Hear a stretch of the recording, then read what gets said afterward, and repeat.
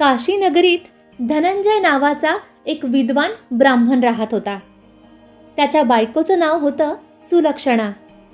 त्यांच्या घरात 18 विश्व दारिद्र्य होतं. एक दिवस बायको काही बोलल्यामुळे धनंजयला वाईट वाटलं. मग त्याने शंकराची तपश्चर्या करायला सुरुवात केली. 3 दिवस गेल्यावर शंकराने त्याच्या कानाजवळ अन्नपूर्णा अन्नपूर्णा अन्नपूर्णा असे शब्द उच्चारले. धनंजयला त्याचा अर्थ कळला नाही, म्हणून त्याने पुन्हा तपश्चर्येला सुरुवात केली.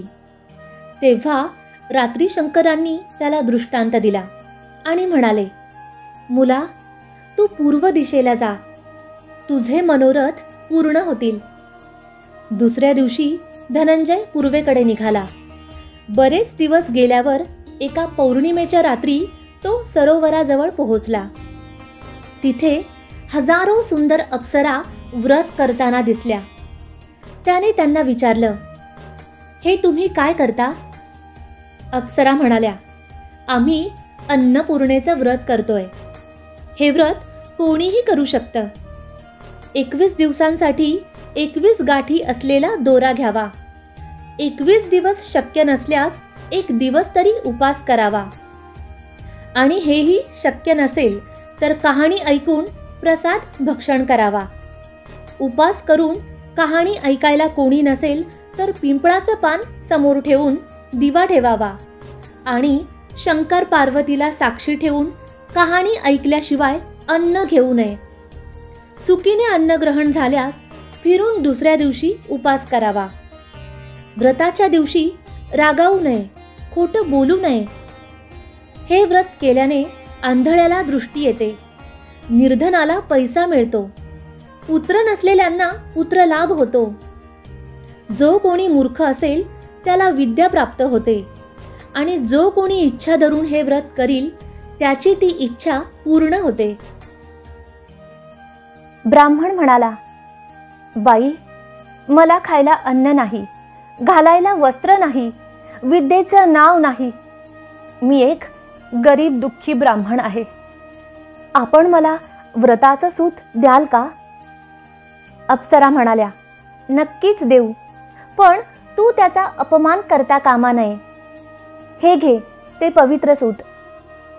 मग धनंजयचं व्रत पूर्ण झाल्यावर सरोवरातून 21 पायऱ्या असलेली सोन्याची शिडी वर आली. धनंजय शिडीवरून खाली उतरू लागला. खाली सरोवरात उतरल्यावर त्याला अन्नपूर्णा मातेचे मंदिर दिसले. सोन्याच्या सिंहासनावर अन्नपूर्णा माता बसली होती आणि शंकर दोन्ही हात जोडून याचकाप्रमाणे तिच्या समोर उभे होते. किन्नरी देवीवर छत्रचामरे ढाळीत होत्या. यक्षस्त्रिया सशस्त्र पहारा करत होत्या. ते पाहून आश्चर्यचकित झालेला धनंजय पुढे गेला आणि त्याने अन्नपूर्णा मातेचे पाय धरले. देवी हसून म्हणाली, वत्सा, धनंजया, तू माझं व्रत केलंस. मी तुझ्यावर प्रसन्न झाले. तू सुखी होशील. सारं जग तुझी वाहवा करेल. तुला कधीच काही कमी पडणार नाही. देवीने आपला वरद हस्त धनंजयच्या डोक्यावर ठेवला. त्याबरोबर विद्यादेवी त्याच्या जिव्हेवर नाचू लागली. त्याला अत्यानंद झाला. त्यानेच त्याला मूर्छा आली. शुद्धीवर येऊन पाहतो तर काय, आपण काशी विश्वेश्वराच्या मंदिरात आहोत असं त्याच्या लक्षात आलं. तो घरी गेला. बायकोला सर्व हकीकत सांगितली.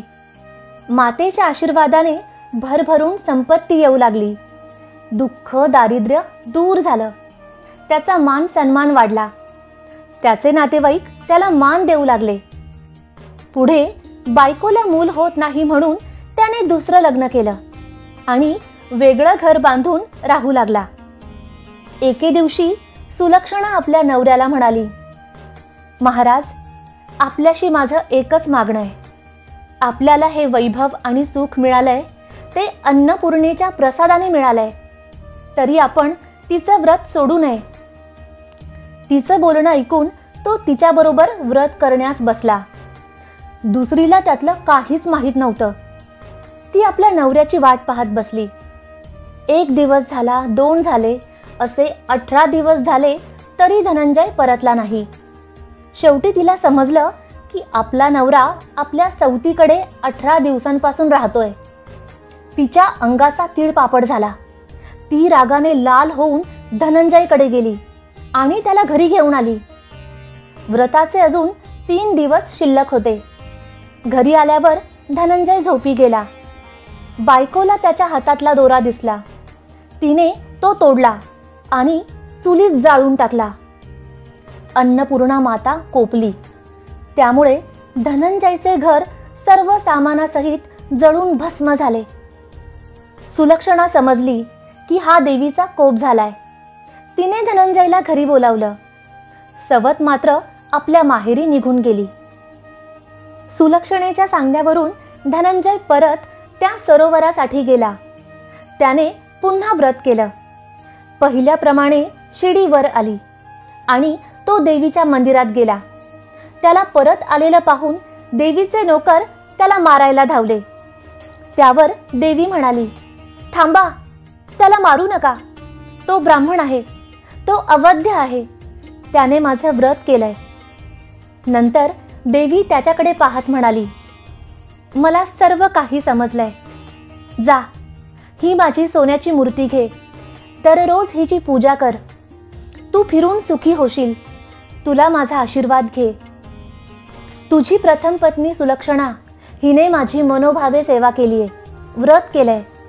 तिला सर्व गुणसंपन्न असा मुलगा होईल. प्रसन्न अंतःकरणाने धनंजय घरी परतला. तो दररोज भक्तिभावाने अन्नपूर्णेचा पूजापाठ करू लागला. पुढे काही दिवसांनी सुलक्षणेला मुलगा झाला. सारे गावकरी चकित झाले. धनंजय त्यांना म्हणाला, बाबांनो, मी माता अन्नपूर्णेचं व्रत केलं. देवी प्रसन्न झाली आणि तिच्या आशीर्वादाने आजचं वैभव, मान सन्मान आणि मला पुत्र लाभ झाला. ते ऐकून त्या गावातील श्रीमंत शेठजीने देवीचं व्रत केलं.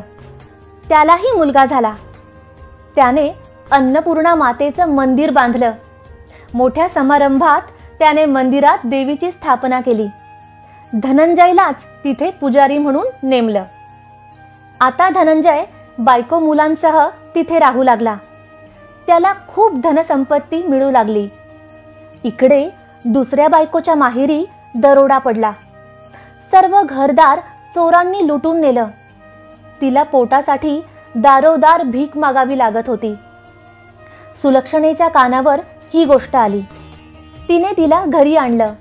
न्हाऊ माखू घालून चांगले कपडे दिले आणि तिला आपल्याजवळ ठेवून घेतलं.